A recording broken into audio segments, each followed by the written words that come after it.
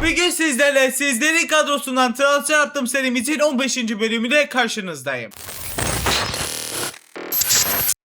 Sizlerin hesaplarınız olan çarka geldik ve hiç uzatmadan birinci çarkımızı çevirdik. Bakalım hangi oyuncumuz hangi hesaptan başlamış olacağız derken MRC alt efsanesi adlı hesap geldi. Bu hesaptan ilk olarak kalecimizi alacağız. Ama kalecimizi almadan önce diziliş çarkımızı döndürmeyi unuttuk. Hızlı bir şekilde çevirdik ve bakalım bugün hangi dizilişle kadromuzu kuracağız derken 4-1-3-2 dizilişi geldi. Bakalım bu nasıl bir dizilişmiş. İlk öncelikle dizilişlerimize geldik.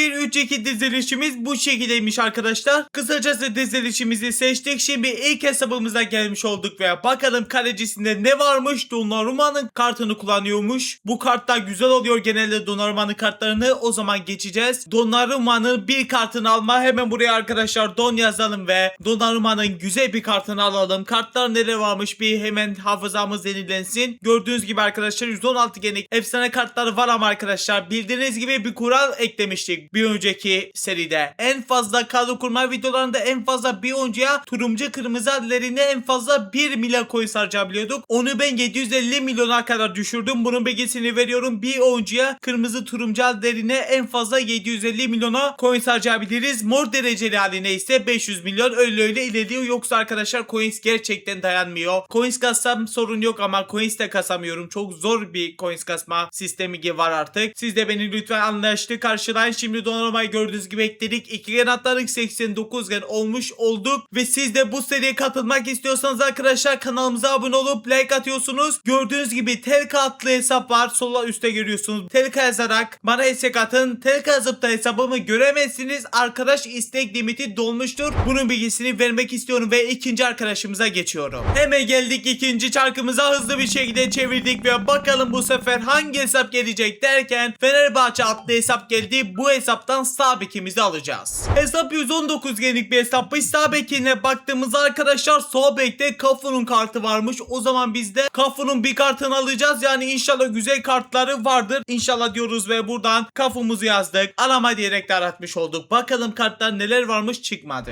Şimdi geldik arkadaşlar Cafu'nun kartlarına. 117 genlik halini alamayız zaten. 113 genlik kartını gördüm. Baktığımızda maalesef fiyatımız uygun değil. O yüzden geçtik. Başka nasıl bir kartları var diye bir bakıyorum arkadaşlar. Şu anlık 109 genlik kartını gördük. Bu fiyatımız uygundur. Kırmızı dereceli 372 milyona kartımızı aldık. İnşallah güzel işler yapmış olur. Genlere çok takılmayalım arkadaşlar. Zaten Ramazan ayı oruç tutuyoruz. Zaman geçirmek için bu videoyu çekiyorum. İnşallah eğleniyorsunuzdur. Like'lere dediğim gibi basın, 500 like sizlerden bekliyorum. Bu arada az izlenirse veya az like gelirse bu serinin bir daha bölümünü çekmek de istemeyebilirim. O yüzden arkadaşlar gerçekten like'lere basalım. Şimdi isterseniz çok da uzatmak istemiyorum. Sol bek için çarkımıza geçiyorum. Ve geldik bir kez daha çarkımıza hızlı bir şekilde çevirdik ve bakalım bu sefer hangi arkadaşımız gelecek derken Yunus.20.10 adlı hesap geldi. Bu hesaba geçelim, sol bekimizi alalım. Hesap arkadaşlar gördüğünüz gibi 119 genlik hesapmış. İlk kombine de geldiğimizde sol bekte bedava Cucurella kartını görüyoruz. O zaman biz de ne yapacağız? Cucurella'nın bir kartını almış olacağız. İnşallah güzel kartları vardır diye umuyorum. Arama diyerek arattık. Hatta 113 genlik bir kartı var diye hatırladım arkadaşlar. Şimdi pozisyonu sildik ve kartlarımız karşımıza geldi. Hatta 114 genlik kartları 2 tane varmış zaten. Mansiyon ve satılamaz diye düşünmüştüm. Şimdi buraya baktığımızda fiyatımız uygun değil. 114 genlik mansiyon kartı da fiyatımıza uygun değil maalesef. Toti kartı inşallah uygundur. Kırmızı dereceli 790. Yani bizim fiyatımız, maksimum fiyatımız 750 milyon. Yani çok yüksek, abartılı fark yok. O yüzden alabiliriz. Kırmızı dereceli halini almış olduk. İnşallah da güzel işler yapmış olur. Şimdi emirler bölümünde de kartımız geldiği için hemen hızlı bir şekilde sol bekimizi de halledelim ve kadromuz gittikçe güzelleşsin.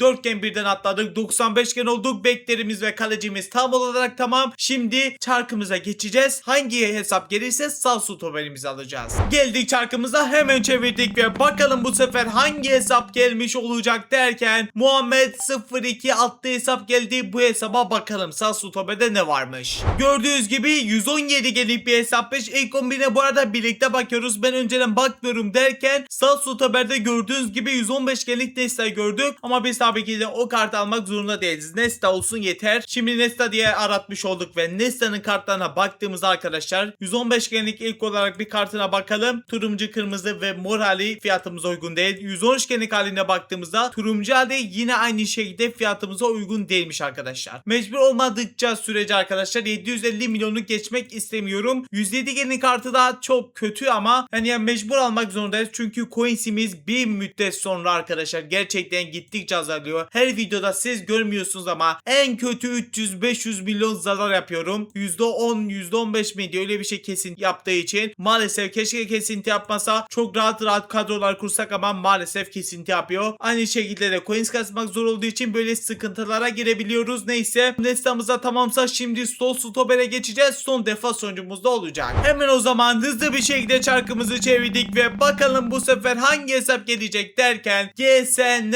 adlı hesap geldi. Sol stoper'i bu hesapta alalım o zaman. Hesap gördüğünüz gibi 116 genlik hesapmış. İlk 10.000'e tıkladığımızda gördüğünüz gibi sol stoperde King'in bir kartı var. Hemen o zaman pazarımıza geldik ve arkadaşlar King'in bir kartını almış olalım. Bakalım arkadaşlar nasıl kartları varmış. En yüksek olarak gördüğünüz gibi 113 genlik kartını görmüş olduk. Turuncu, kırmızı hali. Kırmızı hali fiyatımız uygun ama maalesef pazarda yokmuş. 112 genlik kartına bakacağız. Dereceli hallerine baktığımızda bu oyuncumuzun da maalesef bu kartın daha doğrusu hiçbir hali pazarda yokmuş. Bir düşüğü 110 gen yine kötü değil. Çok kötü değil daha doğrusu. Dereceli hallerine baktığımızda bunun da maalesef sadece mavi hali var. Mavi halini de almak istemiyorum. Bir düşüğü de 102 gen yani 102'ye kadar da düşmek istemiyordum. Yani mecburiyetten arkadaşlar mavi halini alacağız. Yapacak bir şeyimiz yok. Mecbur kalmadıkça sürece beklemiyoruz. Ne varsa onu alıyoruz. 77 milyona gördüğünüz gibi 112 genlik kartını aldık. İnşallah cezalı maçımızda sıkıntı yapmaz. Hemen emirler bölümüne de kartımız geldiğine göre almış olduk ve şimdi o zaman kadromuza geldik ve son defans oyuncumuzu da bu şekilde hemen hızlı bir şekilde eklemiş olduk ve 2 gen atladık. 99 genlik sizlerin kadrosundan kalecimiz ve defans hattımız bu şekilde oldu. Şimdi o zaman defansif orta saha için çarkımıza geçeceğiz. Bakalım nasıl bir kart gelecek. Hızlı bir şekilde çarkımızı döndürdük ve bakalım hangi hesaptan transferimizi alacağız derken 123 Serkan 456 hesap geldi. İnşallah defansif orta saha dizilişli bir hesabı vardır. Hesaba geldiğimizde gördüğünüz gibi şu ana kadar en yüksek genli hesap gelmiş oldu. 121 genlik kadroya geldiğimizde ama defansif orta sahası gördüğünüz gibi yokmuş. Bu şekilde karşımıza geldiğinde ne yapıyorduk? Bilenler bilir, bilmeyenler varsa da bu şekilde defansif orta sahadan sonraki pozisyonumuz sağ orta saha. Ama gördüğünüz gibi sağ orta saha aynı şekilde yok bu hesapta. Bir sonraki sol orta saha yine aynı şekilde sol orta saha bu hesapta yok. Bir sonraki ise arkadaşlar merkez orta saha ve bu dizilişte bu hesapta merkez orta saha olduğu için orada da Vieira ve Gerrard kartları var. Bu iki kartlarından ben birisini seçeceğim, o kartı alacağız. İlk öncelikle ama arkadaşlar buradan ben Gerrard'a bakacağım. Merkezde en güzel Gerrard oynar Vieira'ya göre. Vieira daha doğrusu defansif orta saha kartı daha iyi basar da arkadaşlar. Gerrard'ın ikinci en yüksek genli kartı 113 gen olması sıkıntı. O zaman bir Vieira'ya da bakalım. Daha yüksek genli bir kartı alabiliriz diye düşünüyorum. Vieira baktığımızda kartları arkadaşlar tek sadece Vieira gelmemesi kötü. 115 genli kartı coins'imiz yetmez diye düşünüyorum. 113 genli kartı varmış ama turuncu hali arkadaşlar 1 milyar yani 250 milyon coins fazla bize göre. O yüzden bu kartını alamayız. Başka nasıl bir kartı var ona bakacağız. Çok düşmeden bir kartı gelse güzel olur derken defansif orta sahalı bir kart gördüm. Bunun da mor dereceli hali varmış. O zaman ne yapalım arkadaşlar? Gerrard'ı alalım. Yani Vieira'nın da kartı bize uymadı. O zaman Gerrard'ın TOTS kartını almış olacağız. İnşallah güzel işler yapar. Hemen buradan turuncu haline geldik. 158 milyona ona diyerek kartımızı almış olduk. Şimdi ise kartımız emirler bölümüne geldiğinden sonra kadromuza eklemiş olacağız ve bu şeyde ilk orta saha transferimizde Gerrard olmuş oldu. Hemen buradan yedeklere geldik. Birazcık alta indiğimizde Gerrard'ı ekledik. 3 gen atları 102 gen olmuş olduk. Yine aynı şekilde defansif orta saha için bir kez daha çarka geçelim. Hemen çarkımızı döndürdük ve bakalım bu sefer hangi hesap gelmiş olacak derken Maldini Van der Sar adlı hesap geldi. İnşallah bu hesapta defansif orta saha vardır. En kötü sağ orta saha falan olsun. Hesaba geldiğimizde 117 genlik hesapmış. Dizilişini ben görüyorum. Siz görmüyorsunuz. Şimdi görmüş oldunuz. Gördüğünüz gibi MDO'lu bir dizilişteyiz. Sağ orta saha ve sol orta sahada bu dizilişte yok. Bir sonraki mevkimiz ne olacaktı? Santrafor ve bu hesapta da Santrafor'da gördüğünüz gibi Jackson var. Hemen o zaman Jackson Jackson nasıl okunuyorsa onun kartını almış olacağız. Hemen arama diyerek arattık. 114 geni kartı dışında neler varmış? 109 gen. O zaman 114 geni kartı lütfen bize uysun derken uyuyormuş. Ama 100 milyon fazla. Sorun yok, 100 milyon yani alalım be. Bir düşük genli kartı 109 gen. Turuncali var mı? Yokmuş. O zaman mecbur kalacağız, alacağız. Mecbur kalmadıkça sürece almıyoruz ama şu anlık mecbur gibi hissettim kendimi. Onu hallediyerek aldık. İnşallah Jackson'ın kartı ağır değildir. Çünkü bugünkü dizilişlerimizden birisi 2 golcümüz olacak. Birisi de Jackson oldu. İnşallah ağır kartı değildir. Çünkü kadromuz bugünkü maçı gelmesi lazım ceza çekmemek için. Şimdi Jackson ekledik. 2 kanatları 104 gen olmuş olduk. Şimdi o zaman geçelim Medo için çarkımıza. Hemen o zaman hızlı bir şekilde çevirdik ve bakalım bu sefer istediğimiz mevkide bir hesap gelecek mi derken Emir'in hesabına geçiyoruz. Hesap gördüğünüz gibi 122 genlik bir hesapmış. Bu dakikaya kadar en yüksek genlik hesap geldi.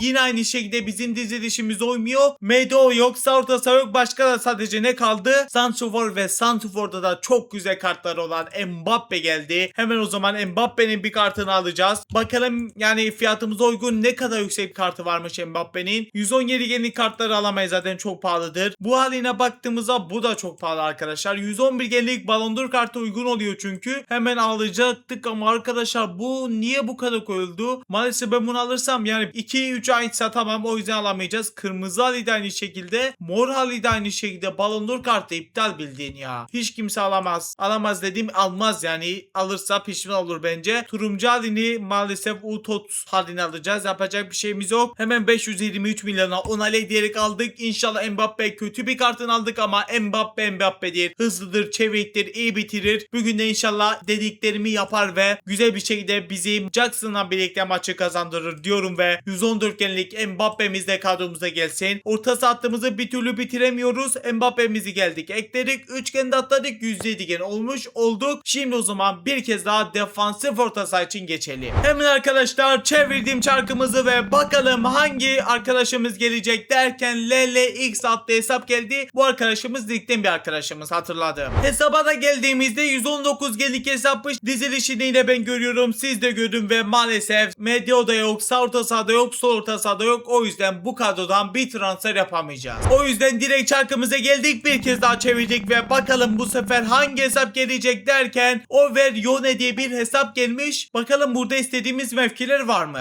Hesaba geldik ve sonunda arkadaşlar güzel bir dizilişte hesap geldi ve defansif orta sahamızı sonunda alabileceğiz. Defansif orta sahada gördüğünüz gibi Rice'in kartı var. İnşallah güzel kartları vardır. Yani Utoti kartını alamayacağımız için bunu söylüyorum. Bakalım kartları neler varmış arkadaşlar. 116 genlik 2 tane kartı var. Onlar coinsimiz net bir şekilde etmez. Maalesef bu kartına da etmedi. Başka ne var? 108'e kadar düştü. 115'ten sonra 108'e kadar düştük maalesef. Bunun da maalesef pazarda hiçbir kart yokmuş. Başka bir 108 gene baktığımızda Turuncali varmış. O zaman Utos transferi bir kez yapmış olduk. 113 genlik Rice inşallah defansa iyi yardımcı olur diyoruz ve emirler bölümünde de geldiğine göre kartımız, hemen o zaman defansif orta saha kısmına kartımızı eklemiş olalım. Sonunda bir transfer yapabildik. Defansif orta saha kısmına 2 gen de atladık. 109 gen olduk. Geçelim o zaman Sartosa için çarkımıza. Çarkımıza geldik. Bir kez daha çevirdik ama çok yavaş döndü. Bu sayılmıyor arkadaşlar. Bu sayılmıyor. Hemen hızlı bir şekilde bir kez daha çevirdik ve bakalım bu sefer ne gelecek derken Passage Jack diye bir hesap gelmiş. Bakalım bu hesapta sağ orta saha ve sol orta saha var mı? İnşallah vardır. Hesap 120 genlik hesapmış ama arkadaşlar gördüğünüz gibi sağ orta saha ve sol orta sahalı bir diziliş değilmiş. O zaman geçelim yeni çarka. Bakalım bu sefer istediğimiz mevkili bir hesap gelecek mi? Bakalım nereden alacağız derken Dursun 30-30 adlı hesaptan alacağız bir transferimizi. Tabii ki de istediğimiz mevkiler varsa. 118 genlik bir hesapmış ama maalesef arkadaşlar bu hesapta da sağ orta saha ve sol orta saha yokmuş. O zaman arkadaşlar ben daha çok sıkmayayım sizleri. Çarka geçeceğim. Çarkı çevireceğim. Sizle birlikte de kadroya bakarız. Sizlerin dışında ilk çevirdiğimde arkadaşlar gördüğünüz gibi bu dizilişli hesap geldi. Maalesef burada da sağ orta saha falan yok. O yüzden bir kez daha çevireceğim. Sizlerin dışında ikinci çarkı çevirdiğimde de arkadaşlar bu hesap geldi. Bu hesabın da dizilişi bu şekildeymiş. Üçüncüye geçiyoruz. Sizlerin dışında üçüncü çarkı çevirdiğimde de arkadaşlar bu hesap geldi. Bu hesabın da dizilişi gördüğünüz gibi bu şekilde tam da istediğimiz bir dizilişteymiş. Sağ orta saha kısmında da gördüğünüz gibi Ibarbo'nun kartı varmış. O zaman Ibarbo'yu alacağız. İnşallah daha deminki Jinga kartı uygundur. Uygun değilse güzel kartları vardır diyecektim ama ama çıkmadı. Yanlış yazmışım arkadaşlar. Arba yazmışım. Arbo yazacaktım. Şimdi o zaman bakalım 116 genli kartı. Ya fiyatımıza uygun değildir. Aynen öyle. Bu çünkü yüksek genli bir kart. Başka 107'ye kadar düşüyor muyuz gerçekten? Maalesef kötü bir transfer yapabildik. Bunun da turuncu falan hali yokmuş. Gerçekten kötü bir transfer yaptık. Yani kadromuz bu şekildeydi. Sol orta saha kısmında oynayacağımız oyuncu alalım o zaman. Yani mecburiyetten bunu yapıyoruz. Çünkü sağ orta sahalı bir kart yok. Bunun arkadaşlar alternatif pozisyonu arkadaşlar gördüğünüz gibi sağ orta saha var mı? Varmış. O zaman ne yapalım? Bir 5 dakika bekleyeceğim. Turuncu Ali 5 dakika içerisinde gelmezse bu kadronun sol orta saha kısmındaki oynayacak kartı alalım. Yani bu kartı alalım. Yoksa Ibarbo'yu alacağız 5 dakika içerisinde gelirse. 5 dakikadır bekliyorum ama bir türlü gelmedi. O yüzden iptal ediyoruz arkadaşlar. Öbür sol orta saha yani bu oyuncumuzu biliyorsunuz. Onu arattım. Gördüğünüz gibi kartımız bu şekilde. Sadece bu kartı varmış bu arada güzel olarak. Ama maalesef gördüğünüz gibi bu kartımızın da turuncu hali falan yok. Ama bunu sol orta saha yani kendi mevkisinde oynatacağımız için yeşil halini alacağız. Yani mecburiyetten çok düşük bir transfer yaptık. Maçta neler olacak inşallah size çekmem. Dediğim gibi coins az harcıyoruz ama az harcadığımızda da bu şekilde transfer yapmak istemiyorum. En kötü kırmızı halini almak istiyorum ama bazen denk gelmiyor gördüğünüz gibi. Bu transferimizde öyle denk gelmedi. Hemen ne yapalım buradan transferimizi ekleyelim. 3 gen atladık 112 gen olduk. Şimdi o zaman son transfer sağ orta saha için aramaya başlıyoruz hesap. İnşallah sağ orta sahada bir dizilişte hesaba tek atarız diyorum ve çarkımızı çevirdik. Bakalım hangi hesapmış gelen derken Muhammed adlı bir hesap geldi. Muhammed adlı hesaba geldik. 118 gezlik bir hesapmış ama dizilişi gördüğünüz gibi bize uymuyor. Şimdi ben yine çarkı çevireceğim. Kadroya birlikte bakarız. Sizler dışında ilk çevirdiğim çarktan arkadaşlar bu hesap geldi. Bu hesapta gördüğünüz gibi sağ orta sahalı bir diziliş değil. Sizler dışında ikinci çarkı çevirdiğimde de bu hesap geldi. Bu hesabında dizilişi bize maalesef uymuyor. Sizler dışında üçüncü çarkı çevirdiğimde de yine maalesef aynı dizilişte bir hesap geldi. Sağ orta saha bu hesapta da yok. Sizler dışında bu hesabı dördüncü kez çevirdim ve bu hesapta da gördüğünüz gibi sağ orta saha maalesef yok. Sizler dışında arkadaşlar 5.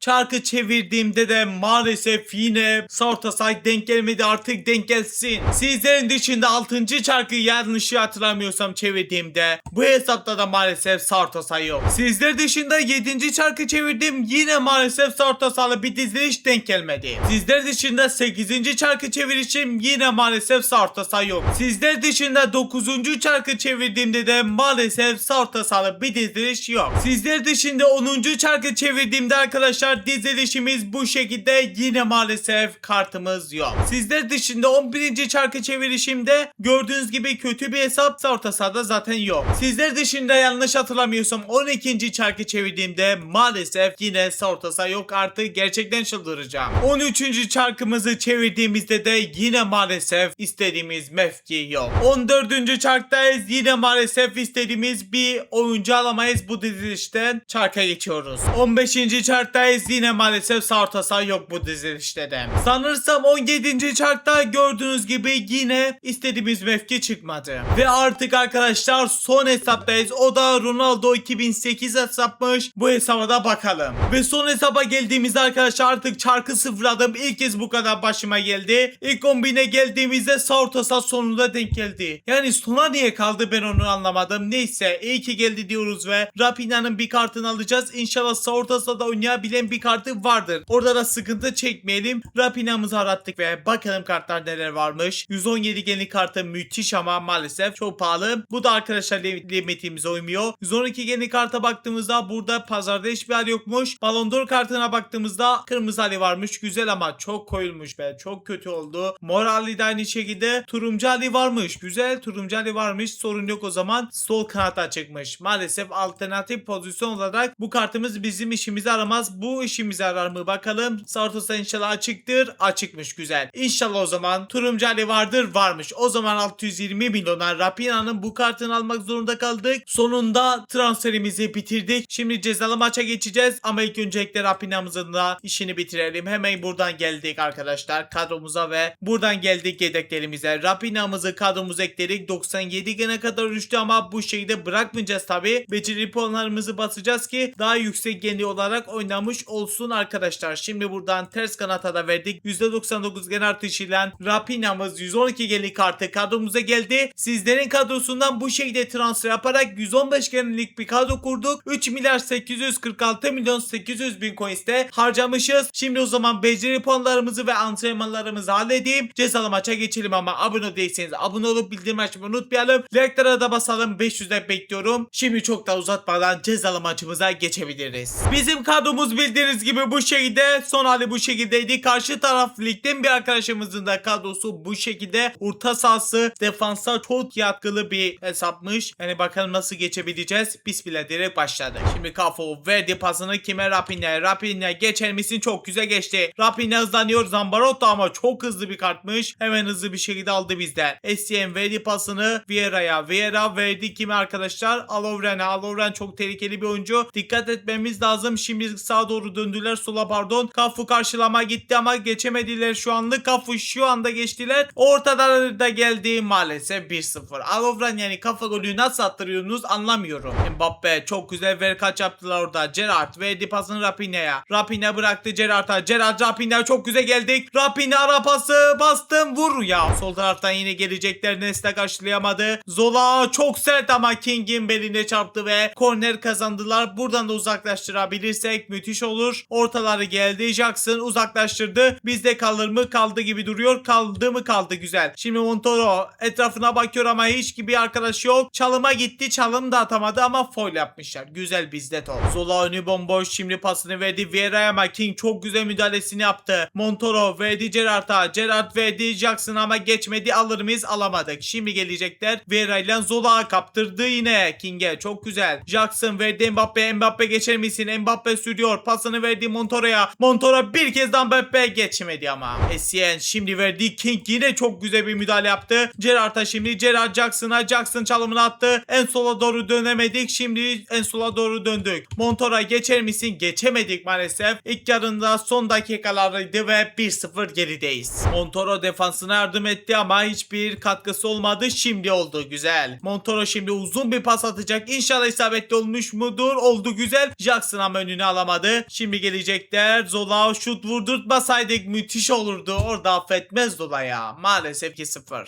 Cucurella alamadı ama King aldı. Cucurella şimdi verdi Montoro'ya. O da kime? Dönemedi. Şimdi pas verir mi? Veremedi. Cucurella alman lazım alamadı. King sen bugün müthiş oynuyorsun. Onu Lovren'i yemen lazım. Haydi King. Çalımı yedin. İkinci pozisyon. Şut çekti ve 3-0. Hata geçtiğimiz için bomboş geliyorlar arkadaşlar. Nesta müdahale yapamadı. 4-0. Yani Donnarumma bir kurtarış bile yapamadın ya. Helal olsun sana. Çok güvenmiştim sana. Gerrard şimdi Jackson'a verdi. Jackson Mbappe'ye. Mbappe geçti mi? Jackson'a geçti. En sağa doğru döndük mü? Döndük. Mbappe bıraktı Rafinha'ya. Rafinha sürüyor. İçeriye orta ama çok kötü bir orta. 90 artıdayız. Maçımızı 4-0 yenildik. Maalesef ceza çekeceğiz. İstatistiklerimizde bu şekilde olmuş. Ceza çarkımıza geldik. Bakalım hangi drafttan kaç bilet harcamış olacağız. Onu bir görmüş olalım derken 4 tane UTOT bir bileti harca geldi. Yani 18.000 çevirdik paket açmış olacağız. Hemen UTOT bir draftına geldik. 4 biletimizi ayarladım ve hızlı bir şekilde açmaya başlayalım. İnşallah böyle bir yola gider. Cezamız ödüle çevrilmiş olur diyoruz ve ikinci biletten yola gitmedik yine. Üçüncü biletimizden bakalım yola gider mi? Yeni bir oyuncu var, yola da gidiyoruz. Bakalım yüksek bir şey gelir mi? Almanya'mızı görmüş olduk. Medio da geldi. Kimdi bu? Kimiydi sanırsam. Bakalım arkadaşlar kimi ama maalesef 114 yeni kart. Bir bilet harcadık. Bu da son biletimizdi. Yola gider biz derken gitmedik. Cezamızı çektik. Deklara basalım. Abone olmayı unutmayalım. Ekrana 2 video bıraktım. Onları da izlemediyseniz bence izleyin. Ben de bugünlük bu kadar. Kendinize çok iyi bakın. Görüşürüz. Bay bay.